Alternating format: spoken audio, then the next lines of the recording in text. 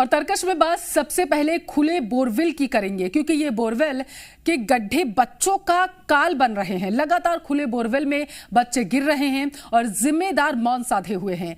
खाना पूर्ति के लिए दिशा निर्देश तो जारी किए जाते हैं, लेकिन उनका धरातल पर कोई असर नहीं दिखाई देता। सरकार और प्रशासन की लापरवाही के कारण एक बार फिर एमपी से एक मामला सामने आया है, जहां विदिशा में 2.5 साल की बच्ची बोरवेल में गिर गई। ये बोरवेल 20 फीट का है और घर में ही खुला पड़ा था।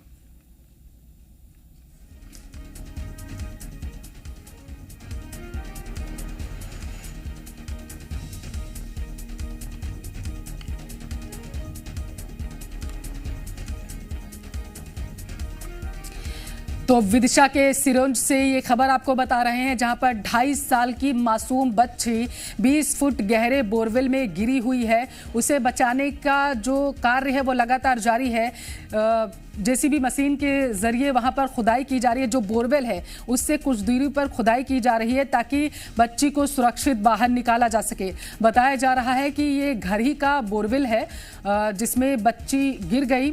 हालांकि यह हादसा कैसे हुआ ये अभी पता नहीं चल पाया। जी मीडिया संवाददाता विदिशा से लाइव जुड़ चुकी हैं प्रेरणा मिश्रा। प्रेरणा, बच्ची को निकालने के प्रयास कहां तक पहुंचे हैं? पल्लवी, मैं आपको बताऊं कि ये 15 फीट में बच्ची फंसी हुई थी और लगभग 15 फीट तक गड्ढा तो खोद लिया गया। अब टनल खोदने के लिए ड्रिल का जो कार्य है वो जारी है और ये तस्वीरें मैं आपको दिखाऊंगी। ये देखिए, एनडीआरएफ की जो टीम है वो मौके पर पहुंची हुई है। और सबसे दुखद बात आज की ये है कि आज ही बच्ची का जन्मदिन था और जन्मदिन के दिन वो अपने ननिहाल आई थी। यहाँ पर खेलते खेलते वो बोरवेल में गिर गई। हालांकि जो बोरवेल था ये घर में खोदा गया बोरवेल था और ये अपने ननिहाल में बच्ची गिरी हुई है। और ये तस्वीरें आप देखिए, एसडीआरएफ एनडीआरएफ दोनों टीमें मौके पर पहुंची हुई हैं और बच्ची को निकालने का जो काम है वो लगातार जारी है। हालांकि गहराई ज्यादा नहीं है और बच्ची के बार बार आवाजें भी आ रही हैं अंदर से, तो ये उम्मीद की जा रही है कि बच्ची अंदर सुरक्षित है, लेकिन उसको जल्द से जल्द निकालना सबसे बड़ी प्राथमिकता है और उसी की कोशिशें लगातार की जा रही हैं। और ये तस्वीर अगर आप ये देखेंगी तो इसका अंदाजा आप लगा सकती हैं कि घर पर बोरवेल खोदा गया था और घर पर ही ये जो बच्ची है। हालांकि घर वालों का ये कहना है कि इस बोरवेल को एक प्लास्टिक के, लेकिन बच्ची पता नहीं कैसे खेलते खेलते उस प्लास्टिक के टब को बच्ची ने खोला और वो उसके अंदर गिर गई।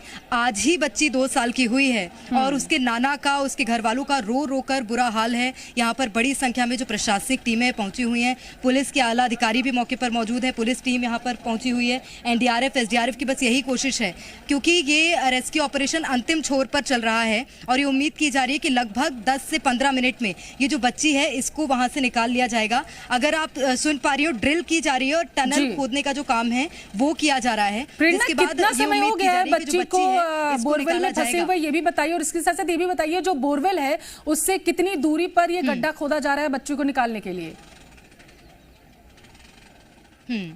पल्लवी, क्योंकि ज़्यादा अंतर नहीं है दूरी का, क्योंकि घर में ही बोरवेल था और उसी के जस्ट पैरेलल में एक गड्ढा खोदा गया है और वहीं पे जो टनल है वो बनाई जा रही है। सुबह 10:30 बजे ये हादसा हुआ था, यानी कि आप मानिए लगभग 7 से 7.5 घंटे का वक्त हो गया है और ये जो रेस्क्यू ऑपरेशन है ये जारी है। यहाँ पर मौके पर स्थानीय विधायक भी मौजूद थे, बीजेपी से विधायक थे। हालांकि उनका ये कहना है कि इस बोरवेल पर सरकार का कोई जोर नहीं है, क्योंकि ये घर के अंदर खोदा हुआ बोरवेल था।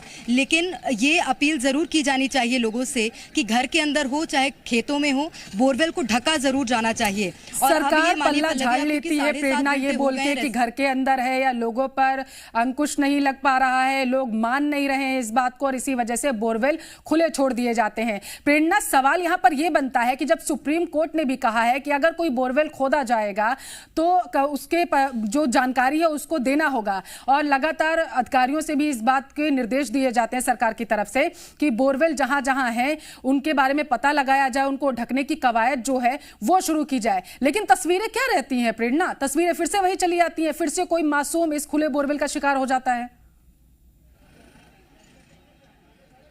अच्छा सवाल है पल्लवी, क्योंकि जब खेतों में जिस तरह से बच्चे उसका शिकार हो रहे थे उससे मुझे लगता है कि घर वालों को भी सबक लेना चाहिए था और महज एक प्लास्टिक का टब बोरवेल को ढक देना, उससे ये कोई समस्या का समाधान नहीं है। उसको किसी ऐसी पुख्ता चीज से ढका जाना चाहिए था कि बच्चों की पहुंच से वो बाहर हो, यानी कि बच्चे उसे आसानी से ना हिला सकें, क्योंकि छोटे छोटे बच्चे इसका शिकार होते हैं। और जैसा कि आप खुद भी बोल रही हैं, सुप्रीम कोर्ट का अगर आदेश है तो उसका पालन जरूर होना चाहिए कि कहीं भी अगर बोरवेल खुदा हो, चाहे घर में हो, खेतों में हो, बाहर हो, उसको ढक ढका जरूर जाना चाहिए और ऐसी चीज से ढका जाना चाहिए कि उस चीज को हटाना मुश्किल हो। हालांकि अब यहाँ पर जो बच्ची फंसी हुई है उसकी लगातार मॉनिटरिंग की जा रही है और बच्ची से संपर्क करने की कोशिश की जा रही है लगातार। हालांकि जरूर बस बीच बीच में बच्ची के मूवमेंट से ये अंदाजा लगाया जा रहा है कि बच्ची अंदर सुरक्षित है। अब देखना होगा जब बच्ची बाहर निकलती, क्योंकि बाहर एम्बुलेंस भी मौजूद है और ये गांव के अंदर, पल्लवी आप समझिए कि यहाँ पर रेस्क्यू में भी बहुत समस्याओं का सामना करना पड़ रहा है, क्योंकि गांव के अंदर है सबसे बड़ी चीज। और बीच में अभी रेस्क्यू ऑपरेशन को इसलिए भी रोका गया था